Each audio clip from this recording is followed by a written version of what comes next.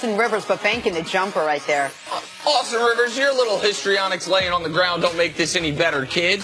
You got mixed. Come on, see. It's a lot of body contact there. I was watching his shoes. It didn't look like he fell like the way when guys get really crossed over, like you see their feet respond a little different. Thunder and Pelicans, Steven Adams all over Anthony Did you say Davis. Thunder? Did you say Thunder? Look at that. Yeah. Yeah, hitting right in his little bald spot. Oh, that was April Fool's joke. He didn't shave his eyebrow. Oh, Anthony Davis. Man, Wait, it was an April Fool's joke? I saw it on Instagram. Yeah, you should check Instagram again the next day, and you'll find out that it's not real. But Steven Adams, underrated player, third best player on the Thunder.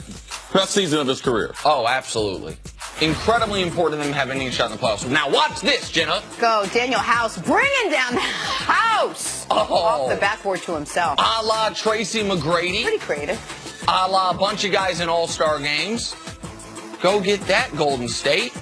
The best is Nick Young. When he first sees it tossed up, he has a look like, oh, I'm going to go get this rebound. And then Nick Young's like, oh, no, I'm being totally embarrassed on national television. Oh, that wouldn't be his first time.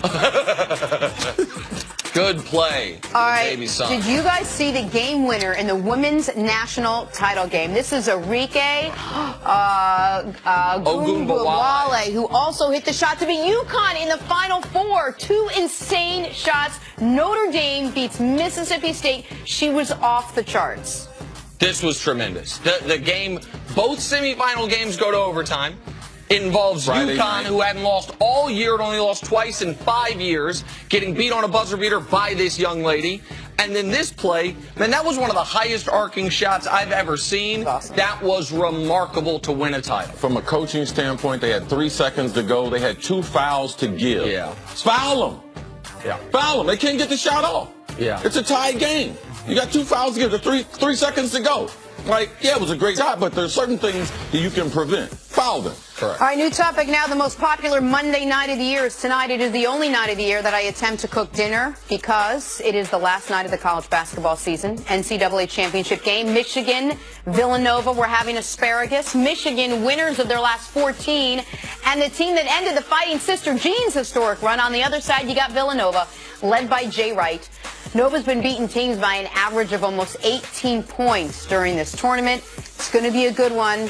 All right, Chris, what would it mean for Villanova to win its second title in 3 years under Jay Wright? It would solidify them as they're not a blue blood, as we call them. Yep. But they're truly one of the great basketball programs that we have. Jay Wright, when you talk about the top 5 coaches, he would be mentioned in that breath. And this is something that will continue.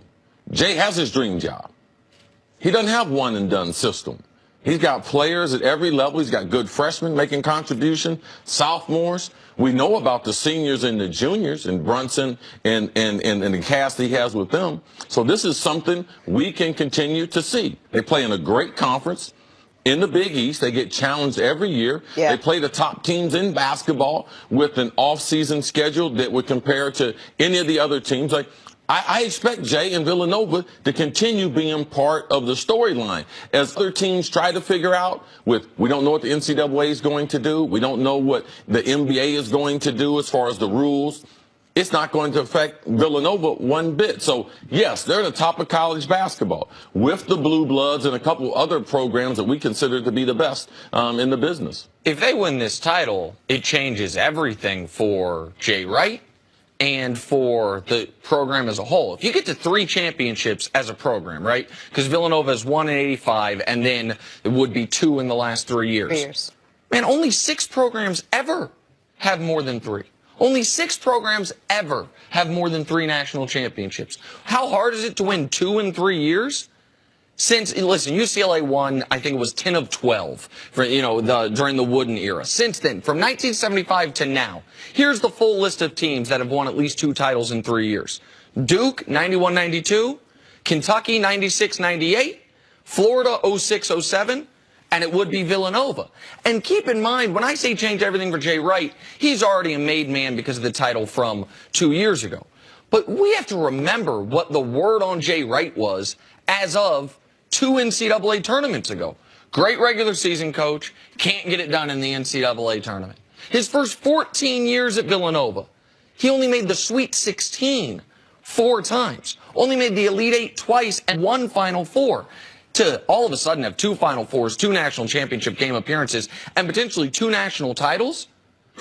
If they win tonight, he has more titles than Coach Cal, more titles than Izzo, more titles than Boeheim, more titles than Self. Like, we talked about how hard it is to win national titles in a tournament where it's 1 game elimination 6 consecutive times.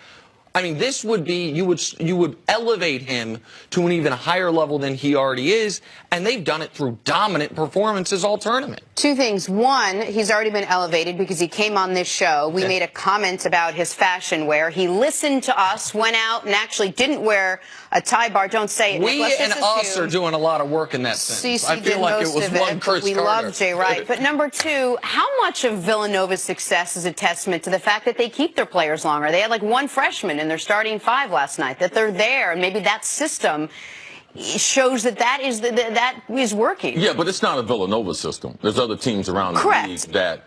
Correct. I mean, it's important that you have a system. It's important that you have the support. It's important you play in a good conference. It's the way he teaches basketball, the types of kid he attracts to Villanova.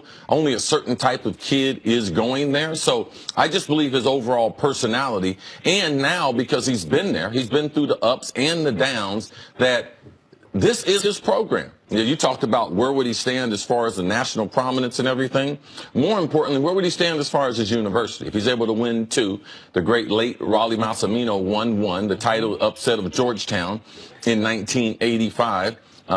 Recently passed away. You can see the team is honoring him by having his initials on their jersey. But to be the best coach in your school's history, I believe that's very, very important. The system that he has, the system that other coaches have, he's just done it well. And I believe playing in the Big East, that really helps him continue to, because he likes to recruit East Coast. Right. All right. He likes the conference and the visibility. And even though the conference went through major changes, he's been the dominant team in that conference. But when we have this discussion about one and dones and then programs that do keep their kids a little bit longer, is there a correlation between keeping your kids a little longer, having the experience, knowing how to play together, and now possibly winning 2 of your last 3? I mean, yes, I do think there's a correlation. But the thing is this: like, everyone wants the top 10 players, the top 10 recruits in each draft class get offered by every major school: Duke, Kentucky, Carolina, Villanova, Kansas, whomever your top schools are. The top players get offered by all of them. Those are the guys that go one and done, right? So if a guy stays longer, it's typically because he wasn't going to be a lottery pick.